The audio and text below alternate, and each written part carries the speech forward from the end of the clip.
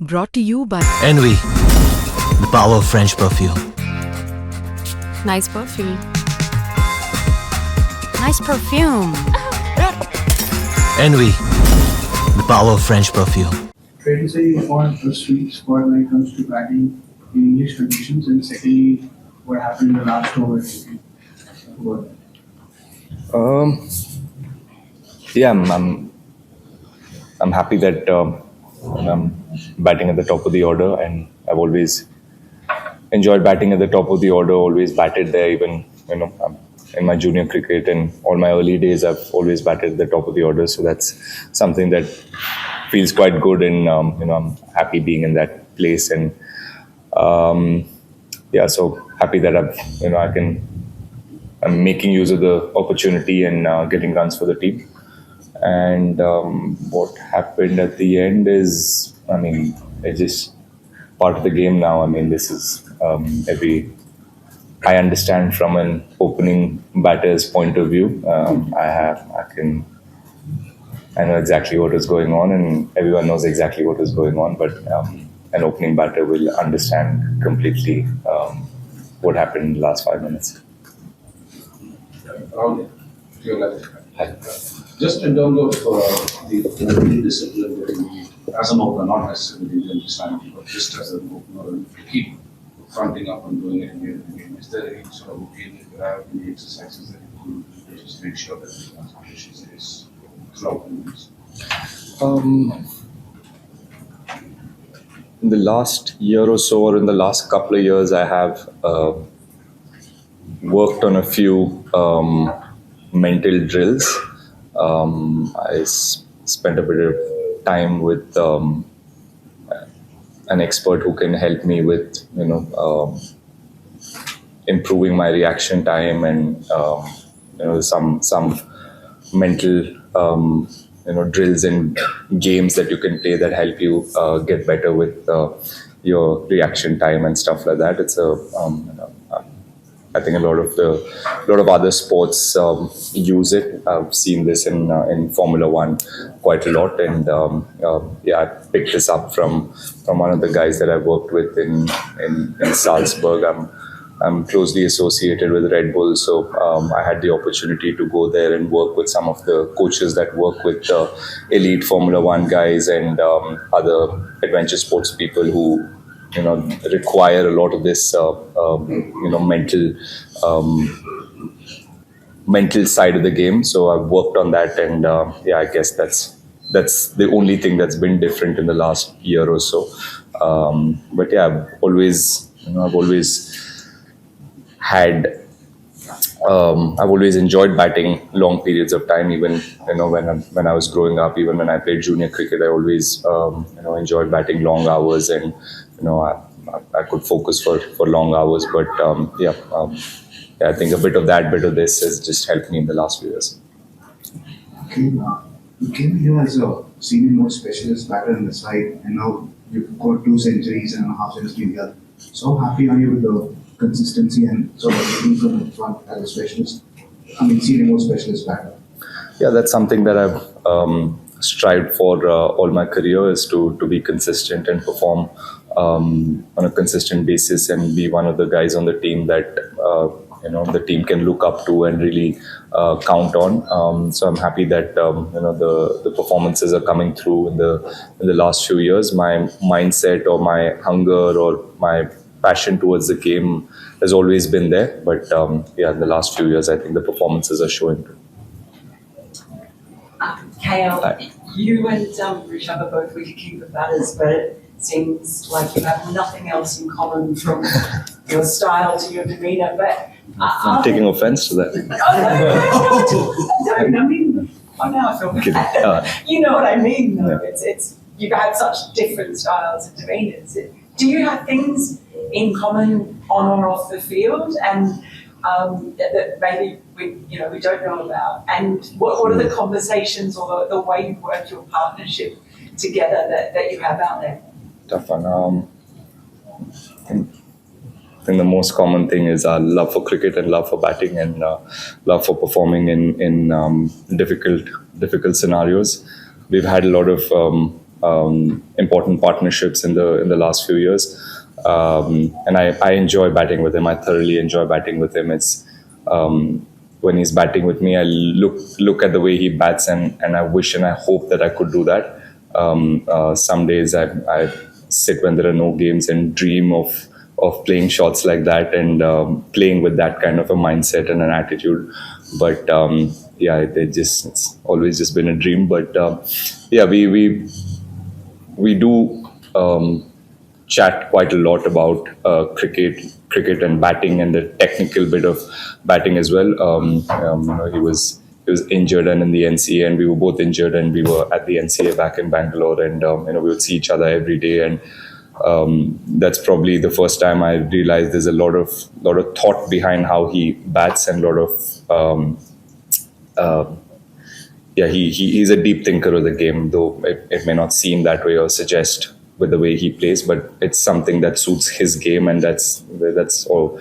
Obviously for me, it's been great to understand how he thinks and get a little bit of a deeper insight into his mind. So yeah, that's probably it. And yeah, we both get along pretty well. We're great friends off the field as well, but yeah, common, very few things. Yeah. Rahul, hi, welcome. Rahul, is there a conscious effort, because a lot of players, batters around you are a bit flashy, but we saw in fact lately that you've been restrictive perhaps. Even yesterday we saw, to start with, those drives, majority of those did not reach the fence. You're just pushing, not going for those expansive drives. Are you trying to restrict yourself to build that long innings? No, I'm just trying to do what is necessary on that day and what I feel can give me the best result on that possible day. And yeah, for now, I feel, or for this innings, I felt like that was the way to go. And when I'm opening the batting, obviously I need to. There's a lot more responsibility for you to get your team off to a good start and make sure that you have a solid base set up for the rest of the batters to come, or for you yourself to go ahead and score a big knock and get a lot of runs on the board. So yeah, that's more or less what I think about. There are pockets in the ground that I feel I need to score off, and that can change with every wicket and every innings and every day. So yeah, it's about how I feel that day, and what is the plan that I come up with in the moment, in the middle, and try and execute it. That's good. Again, was all well done. After, I think India won 2 out of the 3 sessions for the days played. But is there a sense of disappointment in the dressing room? Because there's at one point it seemed like we have got a lead of 56 runs, but at the end of the day, it happens. Maybe Yeah, of course, there's a little bit of disappointment, because I think we were in a really good position when I think even till just before tea time, I think we were in a really good position. Obviously, me and Rishabh got that long partnership, but we both got out. He got out just before lunch, and I got out right after lunch. That wasn't ideal. So you had 2 set batters in the top 5 who'd gotten off to a start. So ideally, you want one of them or both of the batters to go on and get a big score, and that's how you sort of get ahead in the test match. So yes, that is disappointing. A lot of players got starts, and we couldn't convert it and get bigger scores that would have put us ahead of the test match. But as it stands, I think it's quite even. KL, the last over before the over which Rishabh got run out, he was egging you on to get that 100. Even one ball which you played towards him for cover, he said, "Seedha tha chauka lag raha tha." Then he got out the way he did. So, what were your thoughts then? Because you looked very disappointed, standing there looking at the big screen when the replay was being shown. And second, since you spent a lot of time today batting with him with that injured finger, how difficult was it for him to actually hold the bat? Because there were certain situations when the bat was giving him that jarring experience, and he looked in a lot of pain. So, your thoughts about it? Long question. First, yeah, obviously not ideal, and there was a conversation a couple of overs before that. I told him that I'll try and get my 100 if possible before lunch, and with Bashir bowling that last over over before lunch. I thought it was a good chance for me to get it, but yeah, unfortunately, I hit it straight to the fielder. It was a ball that I could have hit it for a boundary, but I hit it straight to the fielder, and then I think he just wanted to rotate the strike and see if he can put me back on strike. But yeah, it shouldn't have happened. Run out at that stage was, I think, really changed the momentum, and it was disappointing for both of us. Obviously, nobody wants to throw their wicket like that.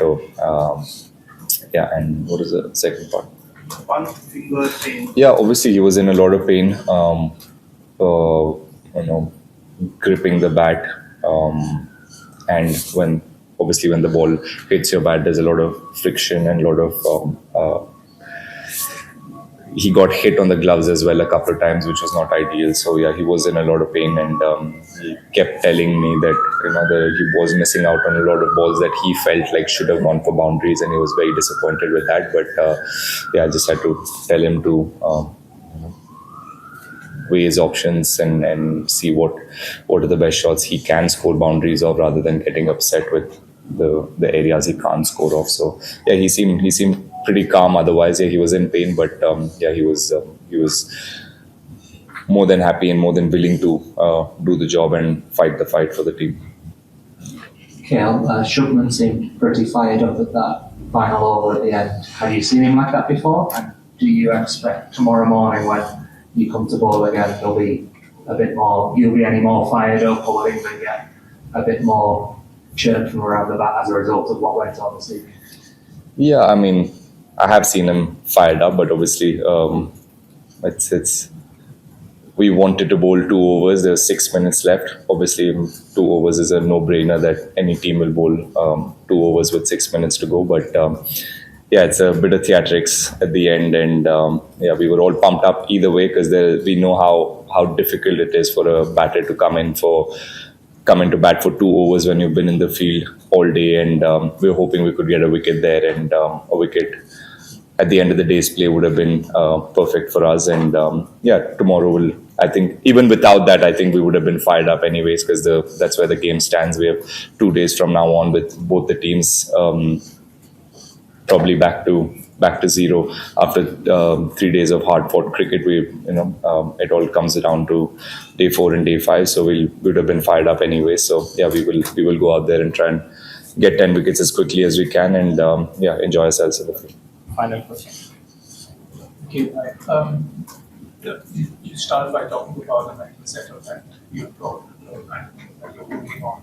Even in a technical path, 2021 also you had a great start in the series where you scored a century here and you talk about you taking an extra card in this series.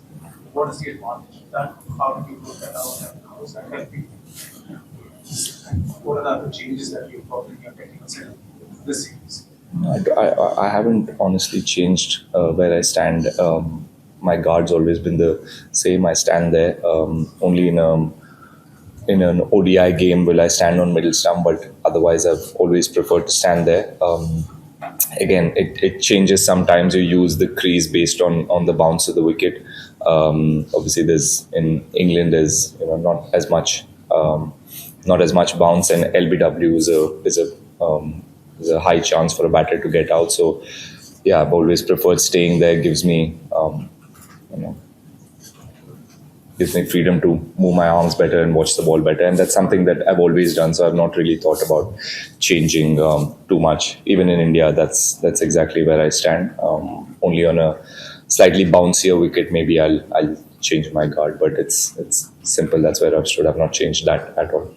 ये है India और England का महामुकाबला। Live matches तो आप देख लेंगे, मगर खेल के पीछे टीमों की स्ट्रैटेजी, टीमों की चाल और फिर आपके सवाल, ये सब होंगे स्पोर्ट्स तक। तो अभी तक अगर आपने स्पोर्ट्स तक को सब्सक्राइब नहीं किया तो फटाफट सब्सक्राइब भी कर लीजिए और नोटिफिकेशन की घंटी भी बजा डालिए।